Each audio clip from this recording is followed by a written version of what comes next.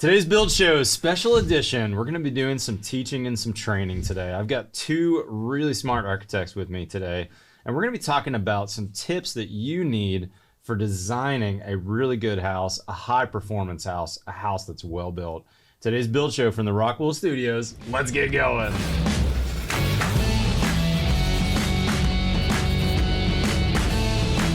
All right, Build Show friends, let me introduce you to two of my old friends. These two guys are the OG green building, green designing architects from Austin, Texas. We've got with me Peter Pfeiffer, who's actually a fellow AIA, and Alan Barley, of which they make up a good portion of Barley and Pfeiffer, which is a well-respected and very old firm here in Austin, Texas. Not calling you old. I was going to say, are we that old? Maybe a little bit. It's Barley Pfeiffer architecture. These guys are fantastic. And a quick story about these guys. When I was a young builder, before I even started my company, I saw Peter speak at an EBA conference when I was still building in the Pacific Northwest. And Peter was talking about some things you needed to know about really building in this hot, humid southern climate that are different than the way you would build in the rest of the country. And man, I took feverish notes during that talk and went up to Peter afterwards and said, hey, I'm moving to Texas soon. I've got to look you up. You're the smartest architect I've ever heard speak or met before. And sure enough, we got together when I moved here, and my very first house in town was designed by these two guys, right. And we've built several of their projects since. So that being said, guys, let me turn the presentation over to you to tell us how to design a good house. Okay. Great. Thanks, Matt. You know, to reiterate the title, it's basically, what do you start off doing if you're an architect wanting to design a really high-performing home? It's not about the fluff. It's not about the tankless water heaters or the solar panels on the roof. It's about smart programming and smart preliminary design decisions. So that's where we're going to go with this. Our background is a little bit different than many architects. I ended up in Austin because I got a scholarship to go to the University of Texas and study energy studies, which were in the School of Architecture. That was a precursor to what we call as green building now.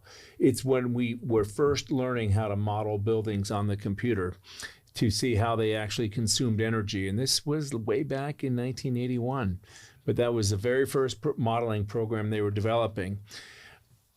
Al and I met while we were both older students at the University of Texas. Within a few years, we went to work for other companies, but within a few years, we came to work with each other doing new construction and remodeling. But we're also strongly into interiors. We're both licensed interior designers. Then as time went on, we found ourselves doing a lot of building science consulting for builders and our colleagues. It just grew out of my natural interest, which was building science. My first degree was in building science. So we're really comfortable with the realities of construction. But probably the final point that I think makes us very different from many of our colleagues is that we own a fair amount of rental properties that we maintain, some commercial, some residential.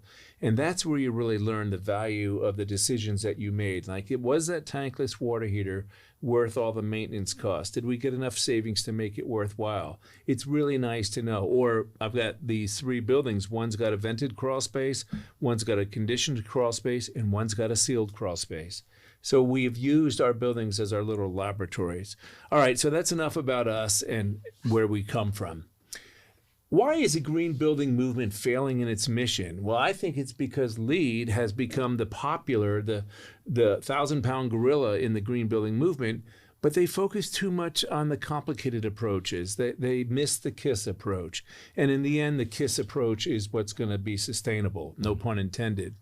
The other reason is I think too many people think that everyone's already doing green, so you don't have to really do it. It's already baked into it. Well, no, that's not the case.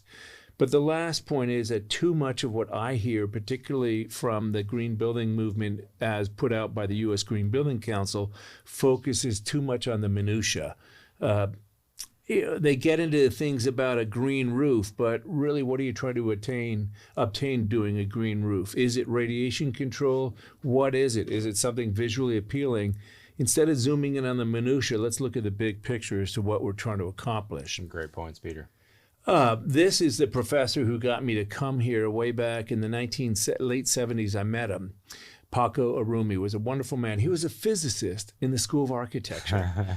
But he said something on the first day of class that really made a difference to me. He said, think about what enhances your personal comfort. What did we put on today to make us feel comfortable because it was 31 degrees out? And whatever you typically do in that environment to make yourself feel comfortable is cluing you in as to how to design a home or a building in that climate. So, for example, yes, it was a cold day today. Doesn't really matter, though. In the larger scheme of things, there's maybe 20 days a year in Austin where it's cold like this, and probably about 200 days a year where it's hotter than we'd like it to be. That's right. So we want to focus in on strategies that deal with that. Will a lot of insulation around your body make you feel good outside in Austin, Texas on a July afternoon? No. But if you got underneath a shade tree and got rid of the solar radiation component, that would.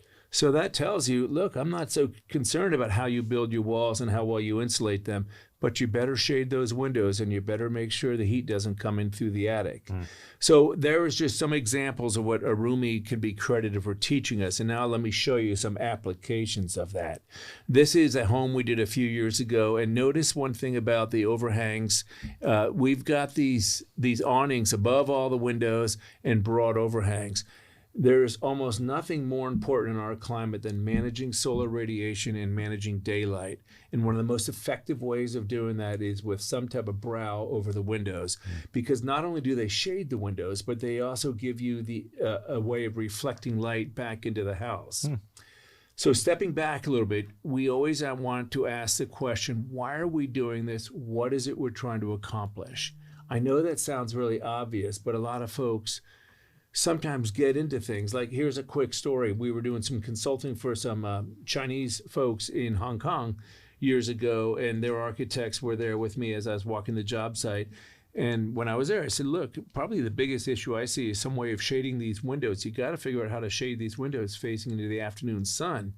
And they said, well, that's probably going to be pretty expensive because we can't have awnings. We'd have to have some type of motorized solar screen, and that might cost money. I said, well, it's going to make a big difference. Later on in the visit or on the job site, they were talking about the nuances of the rainwater collection system. And I stopped them and I said, what do we want to do that for here? Hong Kong, you get rain 100 days a year. And what are you going to use the water for? Well, we're going to water the yard. The yard was smaller than the studio, Matt. So I said, forget it. Let's just put that money into the solar radiation control. And why are you doing a rainwater system anyway? And they stammered. They literally stammered, and they looked at each other, and then they blurted out, because that LEED program tells us to. It was a checklist box. Yes, right. Green by checklist. And that's what you don't want to do. So what is green building really? What's it boil down to? Well, it's reduced consumption of stuff, water, energy, materials, and then it's health. Improved air quality, improved health, that's really important. And then another very large part of it is reducing the environmental impact. In other words, it's going to be much more green to remodel a home that's already in town with all the city services around it than build a super green house 30 miles outside of the urban center that makes you have to drive everywhere every time you want to go anywhere. Yeah. But over the years, we learned that this green building term was getting almost a negative connotation. I don't know if you saw that too, but sometimes people look at you and say, well, I'm not so sure I want to be wearing Birkenstocks sandals and chewing granola every day. I said, no, it's not that. So I was always trying to say it's not that. And then I came up with this term, and this was a while ago. I said, how about high performance? It's a better performing home.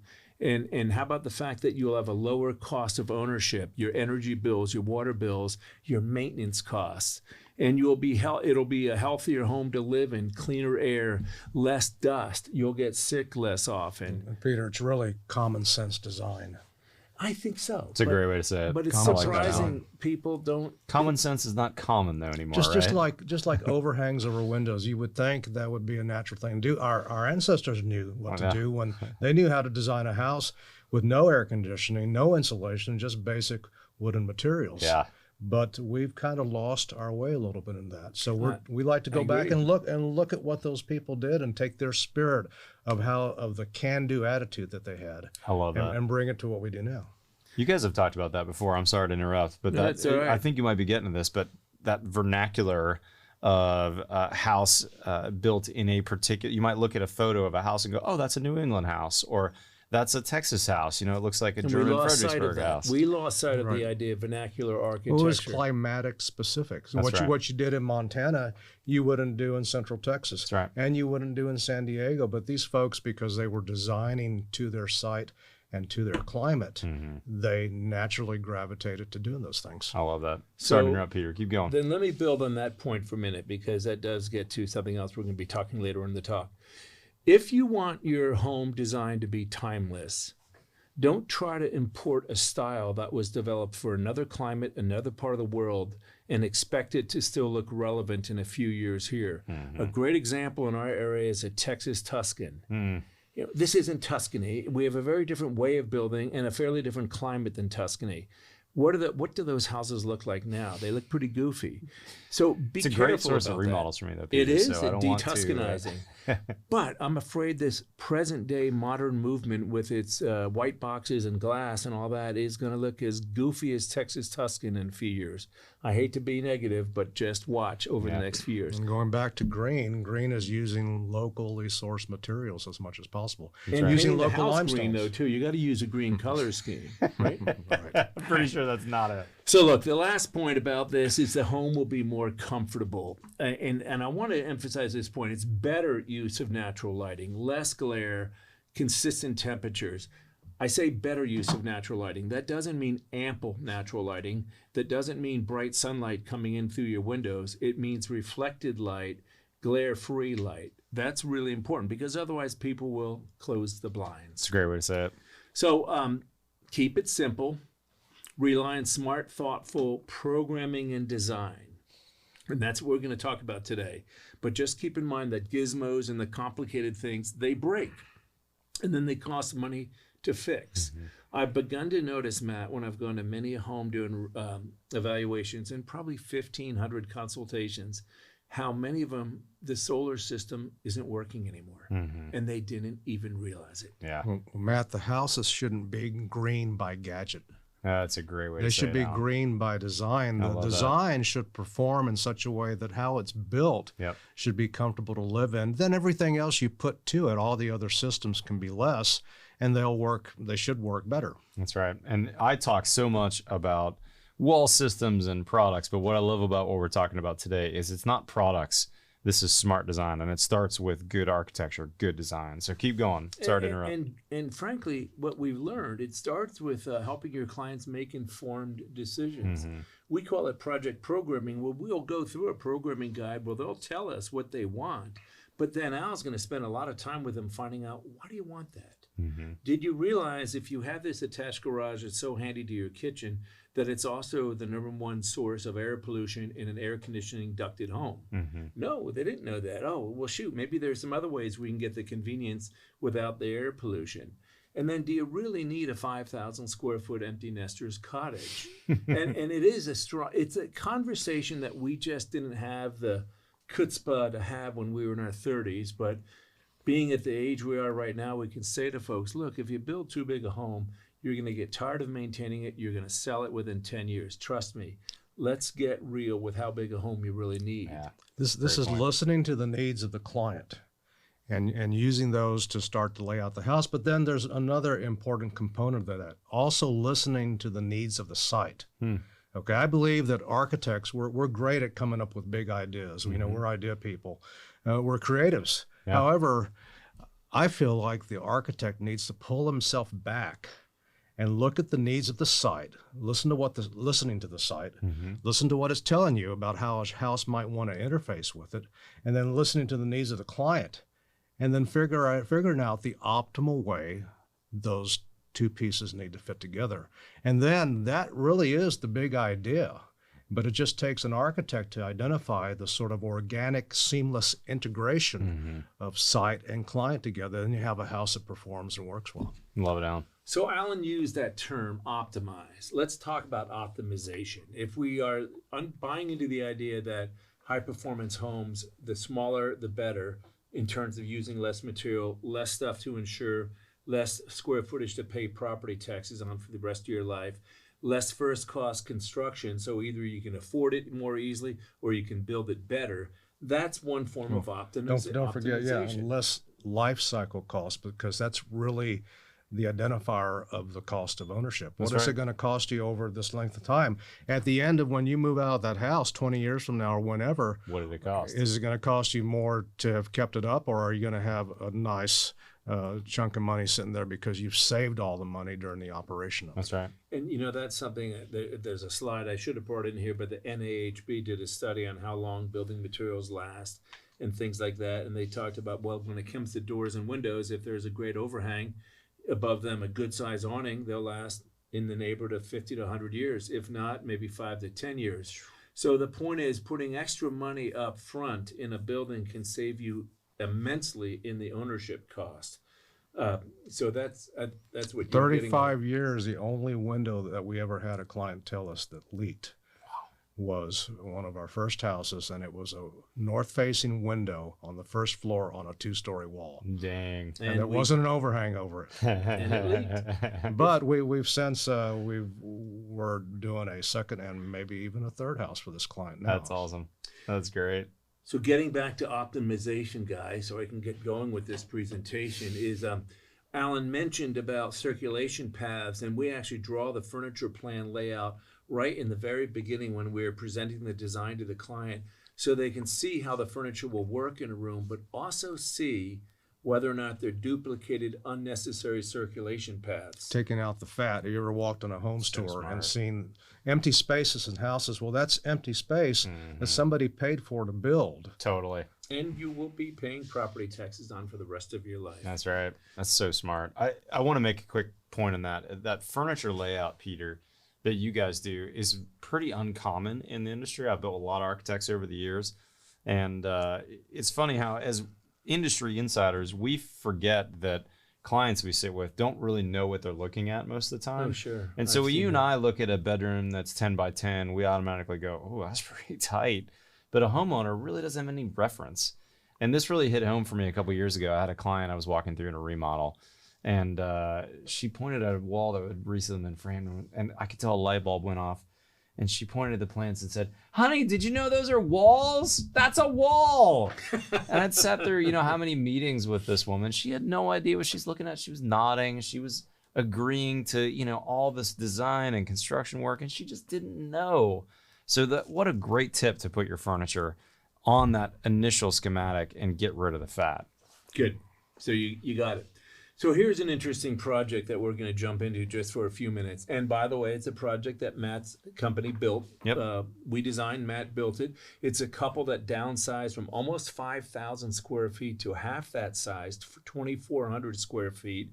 And it's in town. Their other house was out in the suburbs. But how did we give a family that was used to that type of elbow room a home that still made them feel good? Well, one of the major strategies was it's a very open plan. The kitchen, dining, living area, all just one big space. The office isn't a separate office. It's just an alcove off the living space. So we didn't have to consume all the square footage just for a whole separate room. Mm-hmm. Here's the other thing. We discussed whether or not the owner's suite can be upstairs versus everybody thinks a master bedroom has to be downstairs. Mm-hmm. But there are so many opportunities you lose in terms of connection with the outside if you do that they say, well, shoot, we should be healthy enough to live in this house well into our 80s. And by that point, we're not going to want to have a single family house anyway.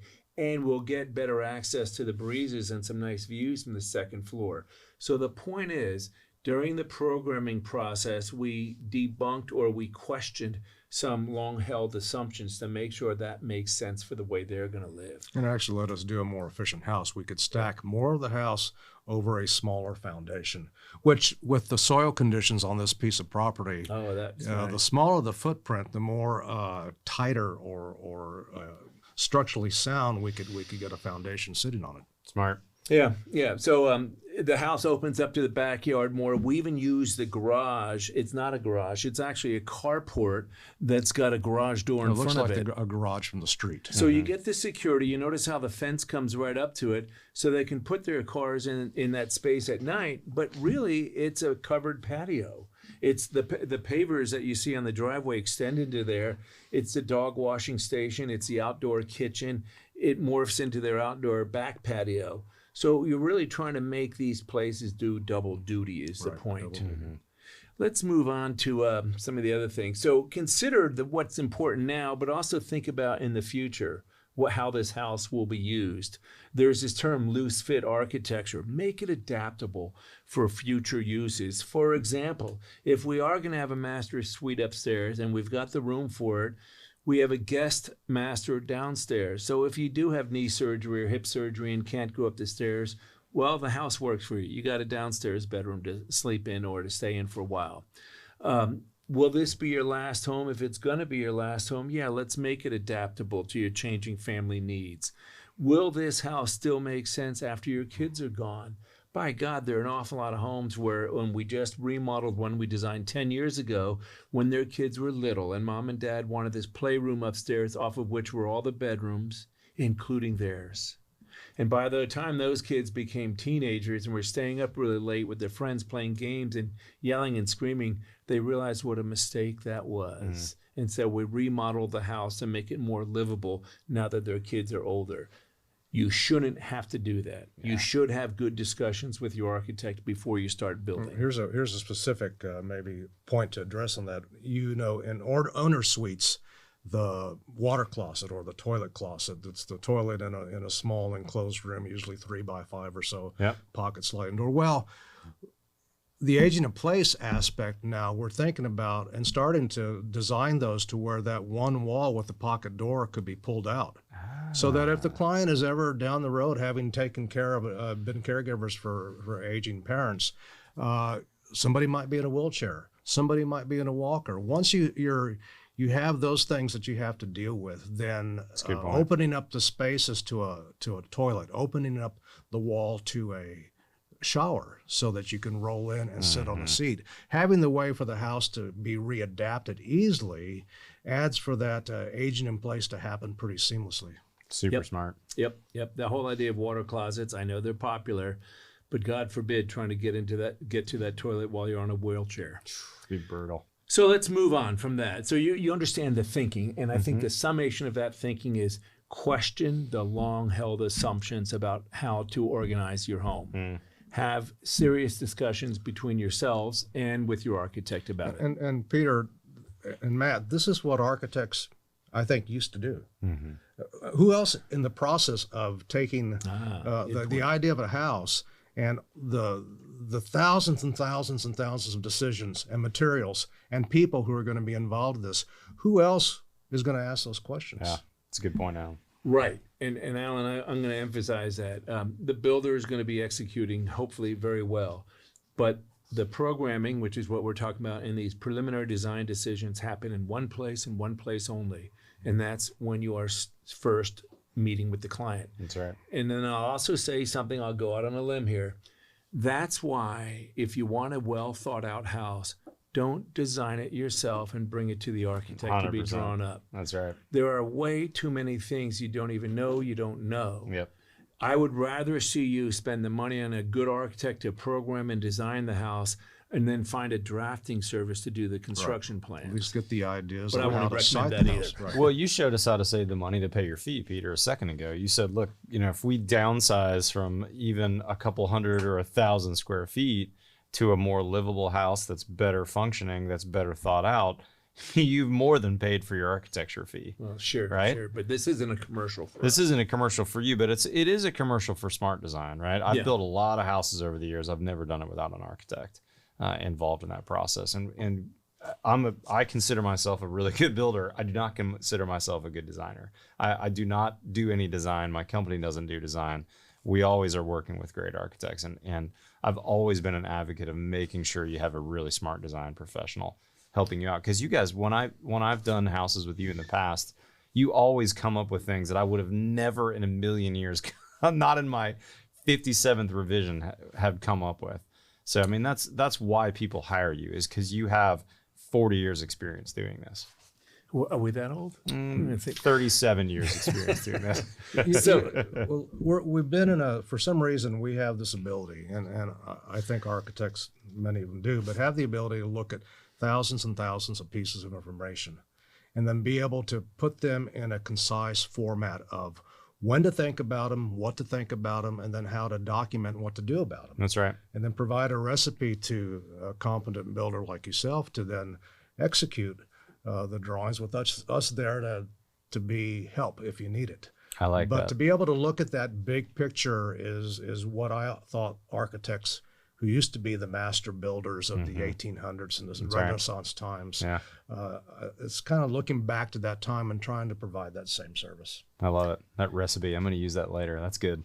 So let's jump to some specific strategies with regard to site-sensitive design. Work with the topography, not against it. You'll see in a minute. Respond to the solar orientation. Yes, there might be some great views of downtown, but if they're facing into the afternoon sun, you better do something to stop the radiation from hitting that glass, or else you'll be closing the blinds and it won't matter that you had great views. It's true.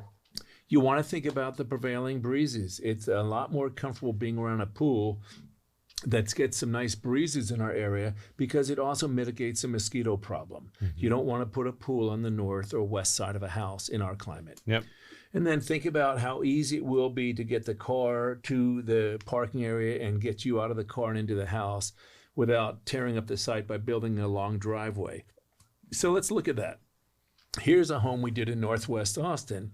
You'll notice that the driveway and the flat area, the only flat area of the site, is where we put the carport and the garage, the carport and the driveway. Which is why it sat vacant for many years, because nobody could figure out How how to to do put it. a house on it. Yeah. But by the way, Al, that's another thing to point out. That's not a garage. That's the same thing. It's a parking pavilion. You put that garage door up, and it's still a very attractive looking way of coming into the house. So you see, we built down the hillside with the house. We made the house skinny so it's not going cutting across a lot of different topographical lines and making a foundation more expensive. There was a flat area down there and lower on that drawing where we could place a foundation, or at least build up a perimeter beam and then build up a frame wall so that we're not having all that concrete that we're having to stick out of the ground and considered as almost like a retaining wall. Yeah. So the lower level was the kids when they come home to visit. Mom and dad, empty nesters house, live in the 1,800 square feet of the top level. And then the lower secondary spaces were a stairway away. Smart. There is also views of downtown to the left, and that's where the screened-in porch is in the upper deck because that's also facing towards the prevailing breezes. So, general interior design strategies. I'm going to blow through these, and then Alan, you can, as we go through the next slides, talk Before you get about there, them. can I ask you one question? You've mentioned this in the past. How do people know where the prevailing breeze is? You mentioned that. Yes. Will you tell us about that? You know, a very simple, we've been doing work around the country, and ideally we used to tell the client, go to your site a few times, get an idea where the breezes come from. But you know what a real shortcut is to doing that? Go on Google and find the closest airport and look at which direction the airstrips are running. Airstrips are always designed to make it so a plane could take off or land into the wind. So that's how you can tell where the prevailing breezes are Love coming that from. tip, Peter. Yeah, that's even if it's that's worth watching the video right there from that tip. All How right, about that? good. Well, then how do we charge for that? It's expensive. They'll pay you. Don't worry. So look, let's hit this because I don't want our viewers to fall asleep. Yeah, let's Listen keep to going. When you're looking at interior design strategies, as we talked about, think about furniture layouts and circulation paths. Critical. Here's another one that might be a little bit unusual. Avoid these super tall spaces, these double height spaces. I know the building community, parades of homes and other things like that love to do these 14, 16, 18 foot high ceilings. But imagine yourself sitting in that space watching a movie with your spouse on a Tuesday night in November. Is it going to feel comfortable? It might be dynamic when you've got folks coming through the home, but it may not well be very livable. So find that balance between dynamism and comfort. Those spaces are harder to cool, and they're really hard to light correctly. Yeah, that's right. Yeah, that's a great true. point.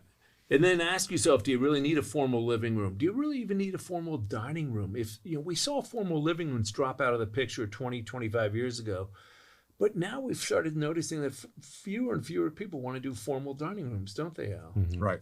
Just do one nice dining area that you eat at every day and can be nice enough It's to a have concept the and Thanksgiving dinner at. Going to the next point, open space concept saves square footage. By having each of the spaces, the living, the dining, the kitchen, all kind of share space and borrow space with one another, one another, the footprint can be smaller. It's the way that we make our houses, a small house, live larger. Yeah, that makes sense. And then you can be in a 2,000 square foot house, but it has the living qualities of a house that might be 2,500 or 3,000 square feet. And we've seen that. You don't need large foyers, for example. A smaller entry that is probably going to be enough. Think about using alcoves to add more usefulness to a space. You can have a family room with an alcove for the kids' computers and stuff, and an alcove for your office.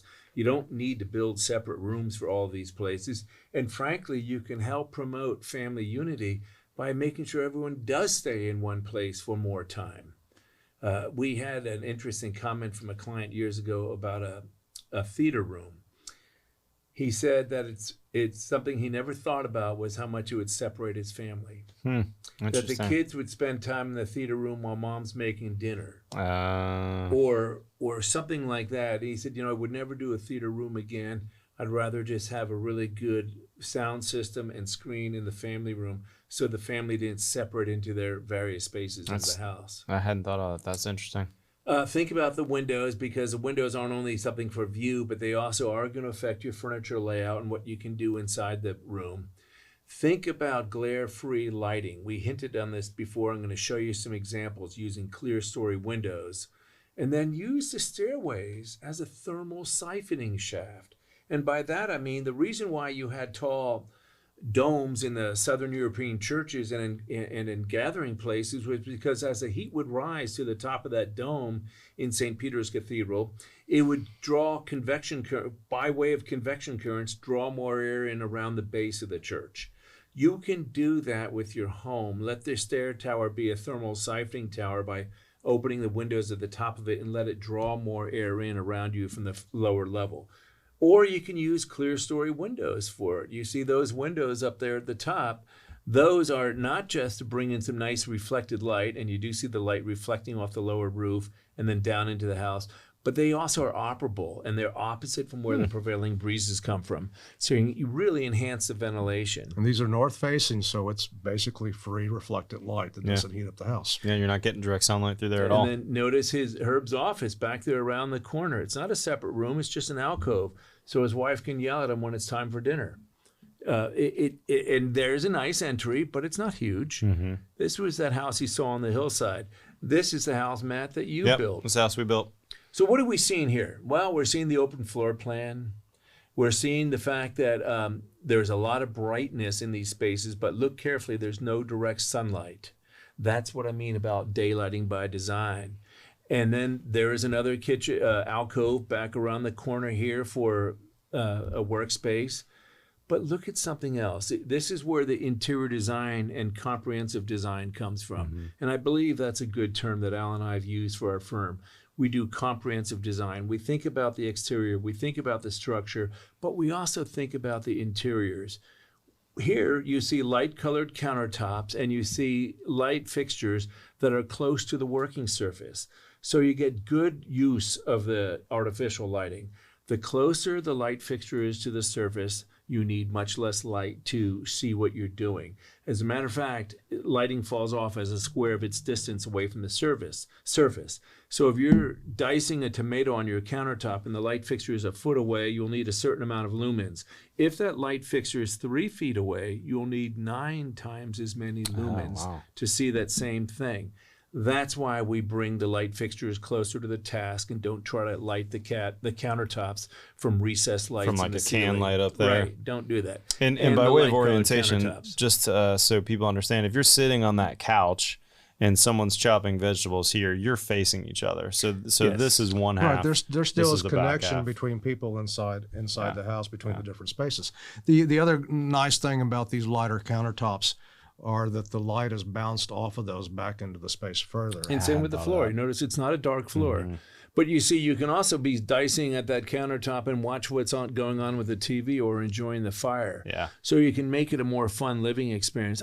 The more years we've been doing these houses, the more I've gotten to like our smaller ones better and better. Mm-hmm. The big ones, not as much. Yeah, and this is where we transition real quick to a couple slides of mine. I've taken a lot of these principles. It's funny, hearing you guys I've probably heard a similar version of you giving this talk before, and I've kind of internalized some of these over the years. So I ended up doing a lot of those same things. This is my personal house. My kitchen is here, my dining room's here, and my family room's over there. Open plan. It's the exact same open plan. And as a result, my house, even though I have 4 kids and 4 bedrooms and a dog, is only 2,800 square feet. And it lives. But it lives fine. It lives really, really large. And actually, I can't remember why I was planning to. You must have mentioned this. I centrally located my water heater right in the center of the house. My master bath is right over here. So literally, this connection to my master shower is like that. Right. I have no ramp up time whatsoever to get hot water out So of you there. don't have to have a circulation system. You don't have to have multiple water heaters, but you do want to think about where you put that water heater. By Exactly. God, don't put it in the garage and on the other end of the house and Yep. wonder why it takes you 5 minutes to get hot water in the morning at your shower. Don't put it in the And no, looking at this floor plan, Matt, it's a very simple floor plan. I mean, the nothing to minimal it. number of corners on the house. Yeah. Yeah. It's a square box, I'm basically. going to keep you guys moving along Sure. because Yeah, we please have a do. lot of turf to cover. So this is the interior of Matt's house. What do you want to talk about there, Matt? Yeah, I was just showing the same thing now that you can see the visual. So my wife's back in the kitchen. I literally took this a couple days ago in preparation for the slideshow. So you could come home, you could be sitting on that couch, and after she serves you your martini with extra dirty martini, That's actually you how I can like my martinis. You can actually. still sit there and have a conversation with her. Exactly. And of course, I'm being a little bit facetious about the martini thing, but the point is there's internal communication going on. And we think about that when we're doing a furniture layout. Yeah. And I do want to mention that I took a page straight from your book with light countertops and light floors.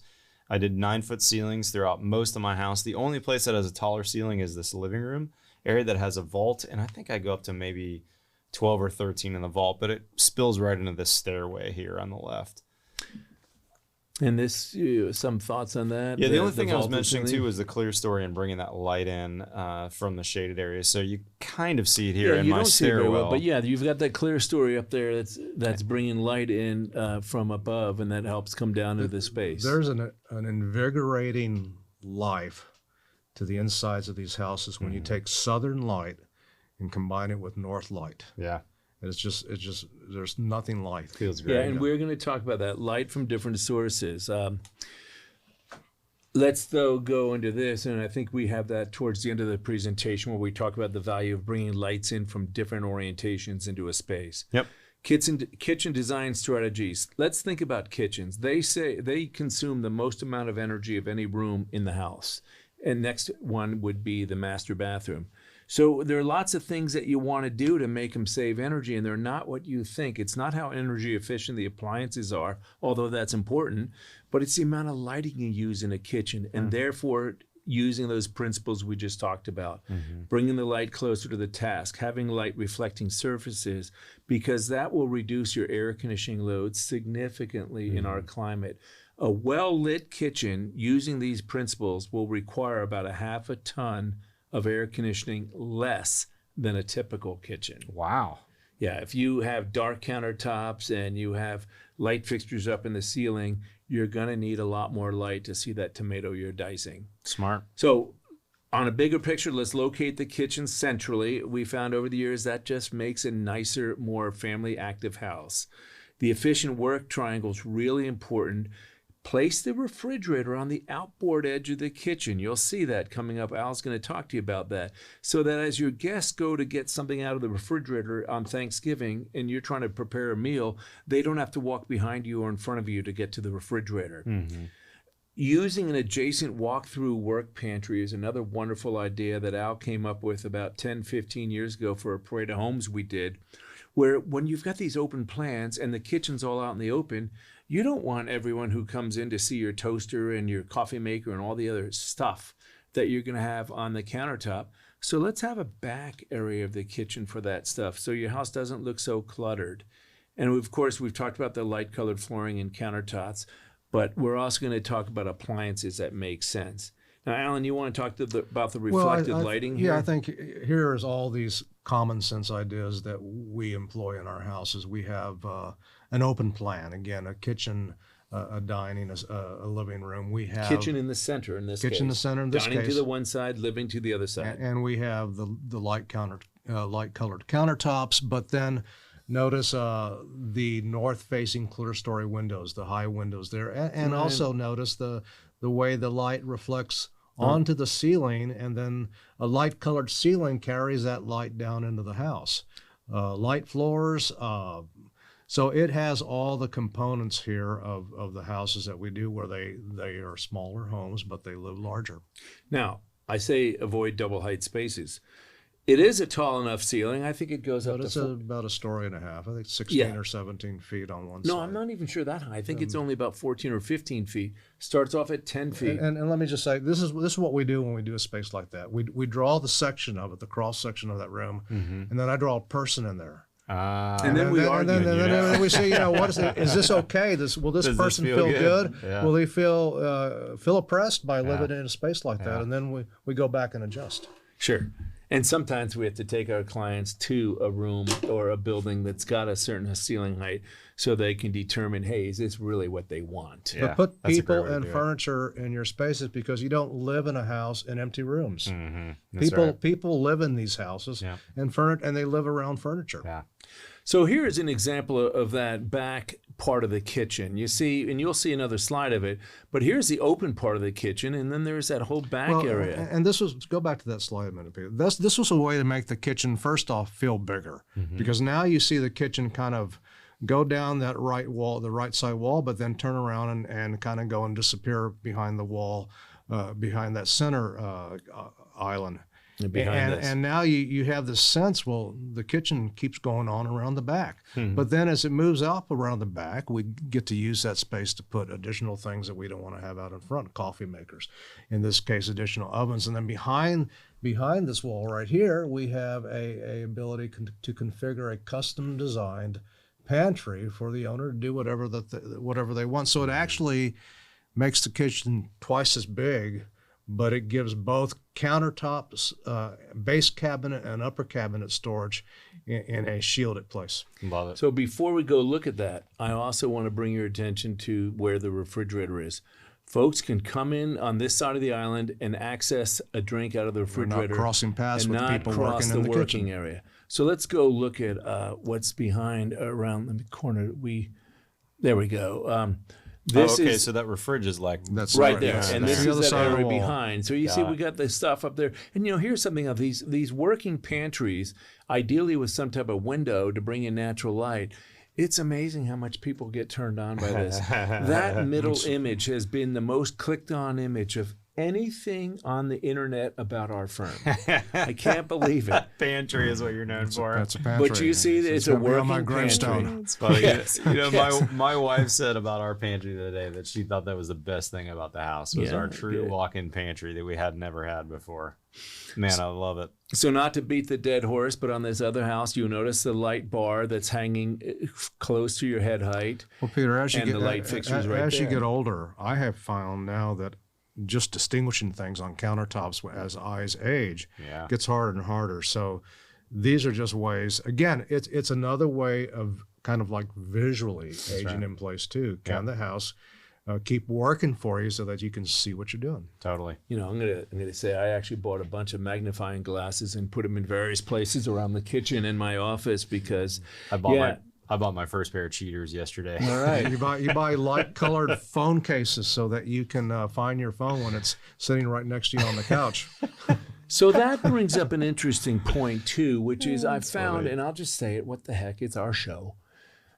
I understand why it's called an architectural practice. You get better with time and age. You're practicing. Because you've seen what can go wrong.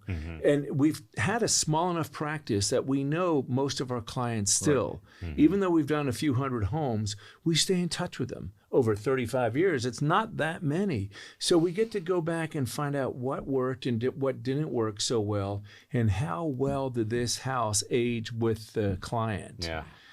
I wouldn't have known a third of this stuff if I was 35 years old designing your home.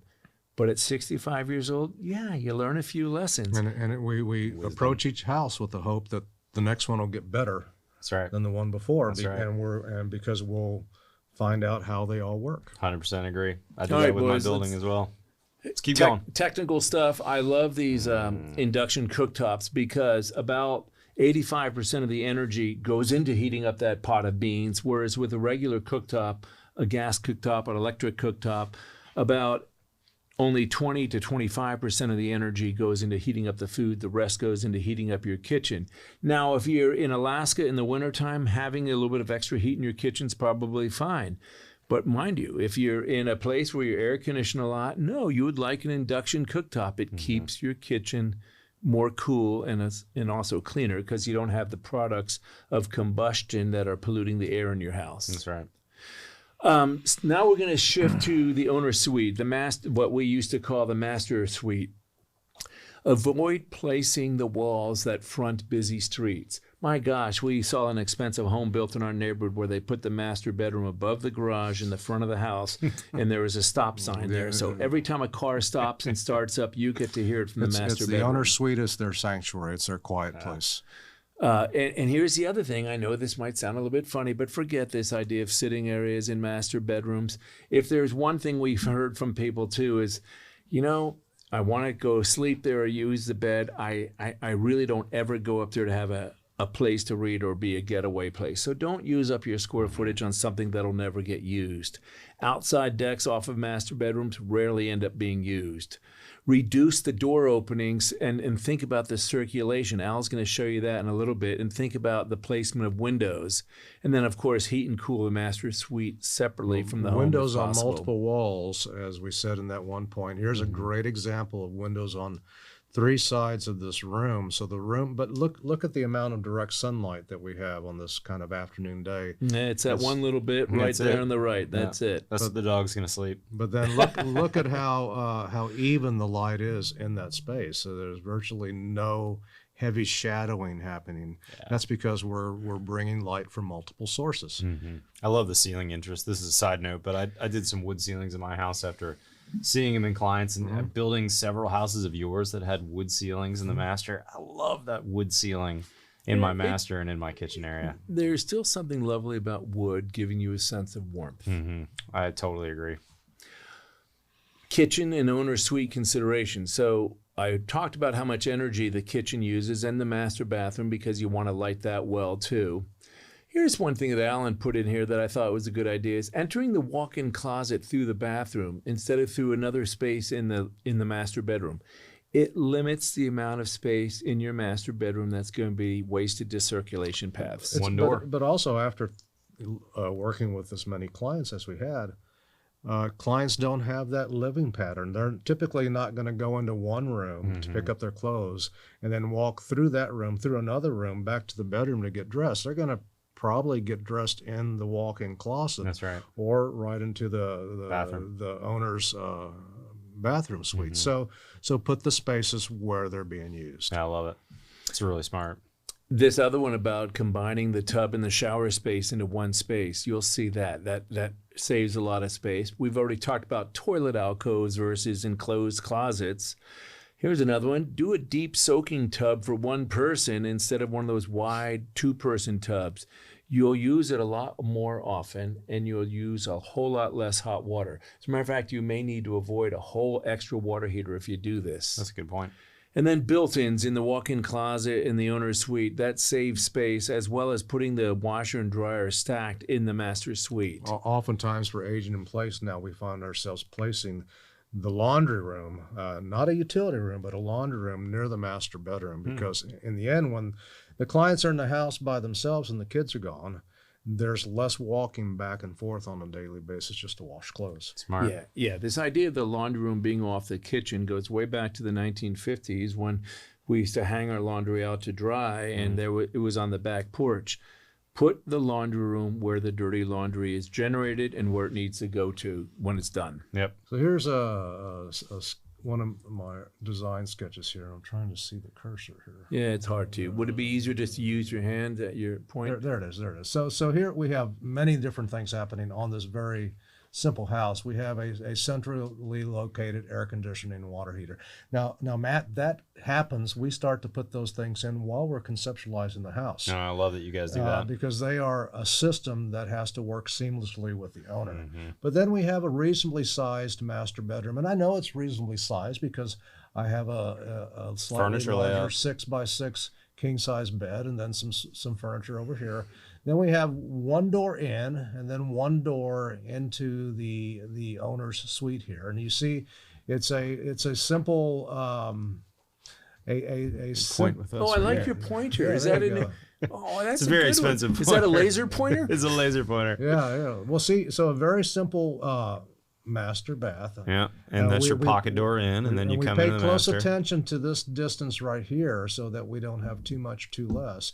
We have a walk-in shower. Here we don't have the toilet closet. We have a roll-up toilet. So now this is ready for, and then this is for an older client as it was. We have a soaking tub, and then we have the walk-in closet down on the bottom. But it's a layout of rooms based on how people would use these rooms. So if I And can use furniture your in the pointer, initial sketch, even. I like your laser pointer here.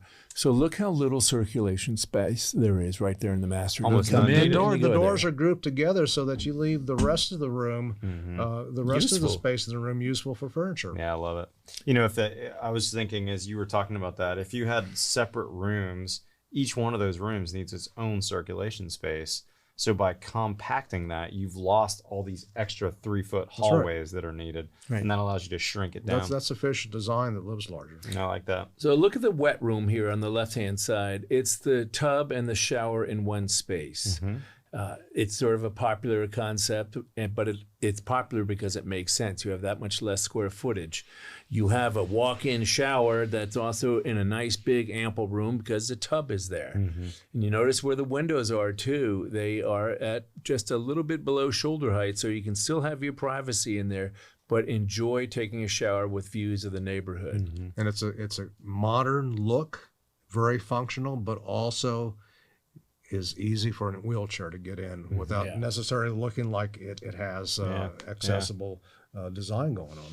Is that a Japanese concept? I remember when I I, don't traveled know. to Japan long ago. I That was heard the first about time that. I ever saw it. I didn't know, You if know, that Matt, was... Matt, it comes about from trying to have people that have budgets. And everybody wants to design as much house as they can. So we Right. figure out ways to do these things where we can build a bigger house in a smaller footprint and have it be more functional. Smart. So these are ideas that have been born out of that. Yeah. And look, the built-in dressers and the cabinets and the walk-in closets make it so you have more useful space. So that's sort of obvious stuff. Let me see. What else do we have? Oh, now we're into the final points already, guys. Final points. All right, so avoid duplication of spaces. Build only what you need. Use hall baths instead of ensuite baths. Alan, you want to talk about that? Well, yeah, one bath versus individual baths in each room allows us, again, to do a smaller house, but it also just becomes more efficient. Helps on budget big time. Too. Sure, That's right. It could be the bathroom for 2 bedrooms as well as for guests to use, instead of having 1.5 or 2.5 bathrooms. 3.5. Right. Yeah. I mean, people talk about the cost per square footage of a house, and yes, it may be on the average this or on the average that, but a bathroom is probably 3 or 4 times the average cost, and a kitchen is probably the same. So if you think, okay, I'm going to build this house for $300 a square foot, you tell me if I'm wrong. Yeah, but that bathroom's probably $900 a square foot. That 100% kitchen's true. probably $1,000 a square foot. So if we can be more judicious with the use of these really expensive square feet, we can get a lot more house for our money. That's right. And then how can we do a smaller house? We designed a house way back that was a square. So it was just 4 corners. And then we ended up doing that house several times with variations. People loved the design. It was an efficient design, totally stacked, very easy to build, cost efficient to build. So we reduced, as it says in this point, we reduced the length of perimeter wall. We had less perimeter wall, short of designing a circle, to do this house and maximize the interior square footage.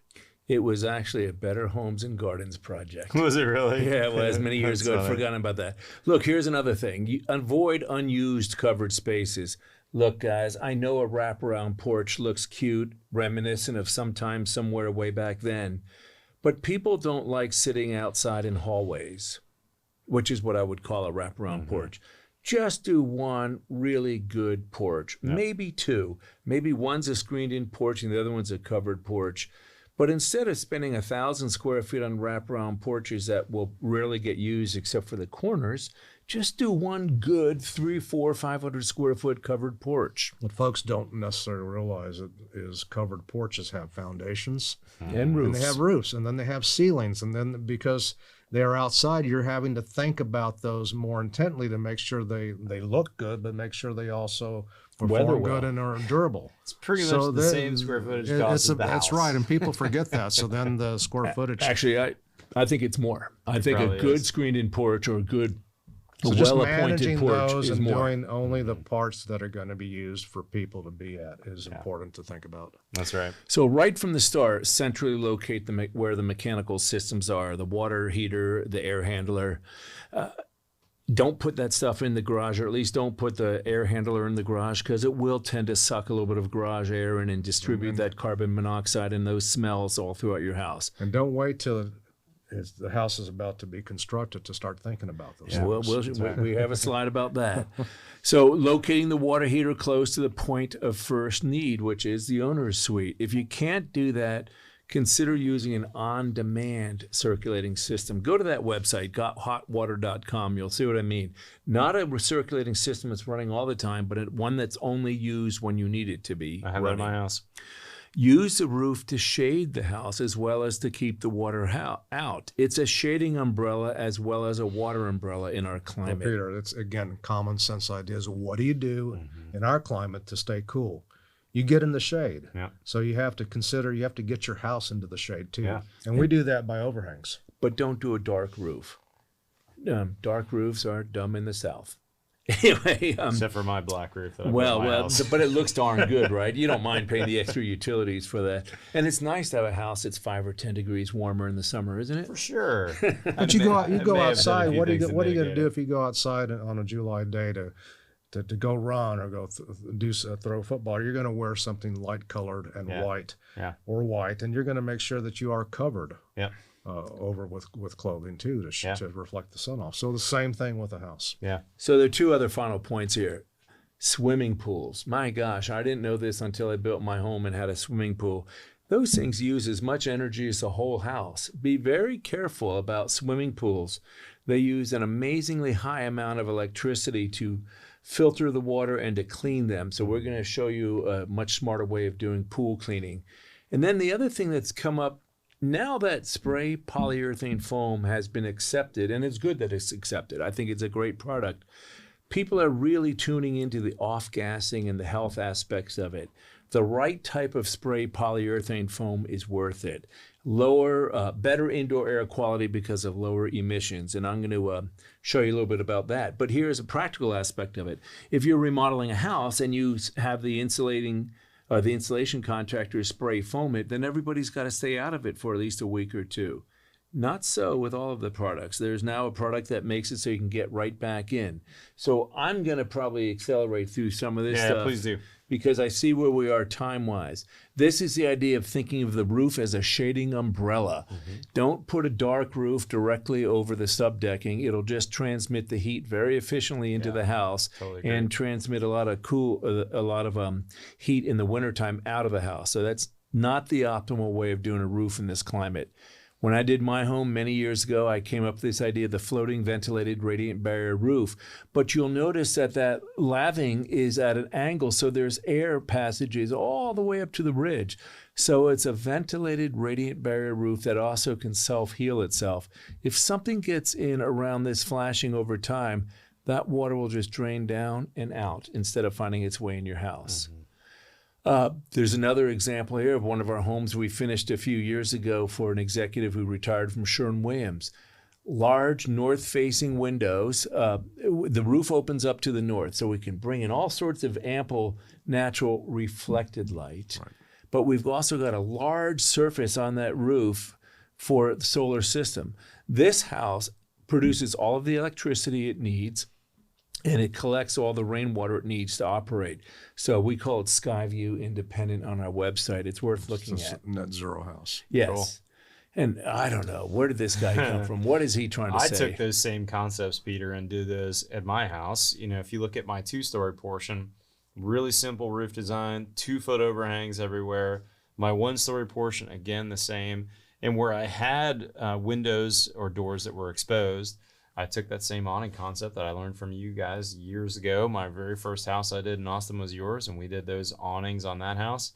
I took those and did them, which also allowed me then to do these wood windows and doors in the back that are unclad because they never get wet. They don't ever get a drop of water on them. Right. And they look fabulous in the back of my house. And when my patio, the guys working on my patio now comes in, you'll have lots of ability to walk right up to this beautiful wood on the outside and see and interact with it. So I'm psyched about that. You had a slide in one of your presentations years ago that you lent to me, and I should have put in here, where you showed the amount of building failures associated with the width of the overhang. Mm-hmm. And what was it? When you've got an overhang less than 2 feet, how your building failures, your leaks and things like that go up exponentially. And then when you have zero overhangs, it's ridiculous. Percentage of walls that have problems is way up there. So here are two examples of retrofit awnings. You see what we did in this older house, and you see what Matt did in his. Makes a difference. And look, think about this. People say, well, wait a minute. If you have all these awnings above our windows, isn't it going to darken up my house? And the reality is just the opposite. Because you're keeping the solar radiation off the glass, you don't have to close the blinds. Mm-hmm. If you don't close the blinds, you get more reflected daylight. In this case, off the lawn, off the underside of that awning, into the house. Yep. Look how pretty those. That's my Fenster. Is that the brand? Windows I see. Out of British Columbia. Man, they're so pretty. They're Passive House certified. But just you those wouldn't couple. want that exposed. No, you wouldn't. That's right. Yeah, don't want that exposed. We did one of the, I think it was the very first zero energy house that was a spec house in Texas. And that one didn't sell too well because it was too expensive, and the master suite was downstairs. When we had a chance to do this LEED platinum spec house that was zero energy, we applied the lessons we learned. One of them was the master suite is upstairs, as are most of the bedrooms, so that we're only air conditioning one floor when you go to bed at night and not the whole house. Central mechanical room so that the water heater and the air handlers are close to the points of need. We don't have them off to one side. That light-colored first-story roof reflects light into the second floor. Minimal windows on the north, but on the west, but on the north, we had the stair tower acting as a thermal siphoning to help bring the air in from the southeast up the stairs and out the north. So it was all built in. Now, we did this house, Alan, what was it, 2005? Right. So what is that now, 17 years ago? It's 3,200 square feet, I think. Its utility bills are still under $50 a month. Dang. With the solar system. It's near net zero. Yeah. That's amazing. And also just notice here is that, again, look how little bit of minimal circulation that's going on right here. Everything is just right here in the center. And so we take most of this upper floor to use for livable space and usable space for the owners and their children. Yeah, that's a good point. That's a very short series of hallways. Now the swimming pool. Hayward makes this robotic cleaner that doesn't run on water pressure but runs on a low voltage electrical current. It uses 1/10 of the energy of a typical water-based cleaning system and about 1/50th of the energy of some of these in-floor systems. And the other thing is, I'm testing this out in my pool. It cleans the water. It filters the water really well. So it's quiet and it's incredibly energy efficient. I reduced the energy consumption of my swimming pool from $100 a month in electricity down to $35 a month, now down to about $18 a month. Dang. So That's it's quite a big difference. significant reduction. And then the final slide from the technical point of view is not all spray polyurethane foam is the same. This natural polymers product, look at this, how little the VOCs and the off-gassing is compared to the other products, which aren't bad products. Yeah. I mean, that's the European Union standard. That's Green Guard standard. We're still exponentially below all that. So you have less time out of the house after the insulation's put in. I think it's a real game changer for the industry. Lower VOCs, lower global warming impact. These are the type of companies I like to help because I think they're doing a good thing. Guys, really, really, really solid information. I can't thank you enough for taking the time out of your practice to come over to my studio today and present this. Cool studio, and I'm really glad to have learned about this pointer. That's one of the things I'm going to take home from this. And if you want to learn more about these two and their practice, they're based here in Austin, Texas. They've done houses all over the U.S. Amazing firm. I'll put a link to the firm and, of course, all their social media and all the places you can follow them and their contact info down in the description below. But guys, thanks for joining me for this special edition of the Build Show. I think we learned some great tips for designing smaller houses, better houses, smarter houses, houses that are going to be more durable, more comfortable, and more healthy. And isn't that the goal, right, when we're building houses? Peter, Alan, thank you again. Really appreciate it. Thank you for having us, Matt. It was good. Guys, follow me on Twitter or Instagram. And by the way, check out that link in the description for our weekly newsletter for everything that's new on Build Show Network. And this is my podcast studio coming out every Friday. Follow me on Twitter, Instagram. Otherwise, we'll see you next time on Build Show.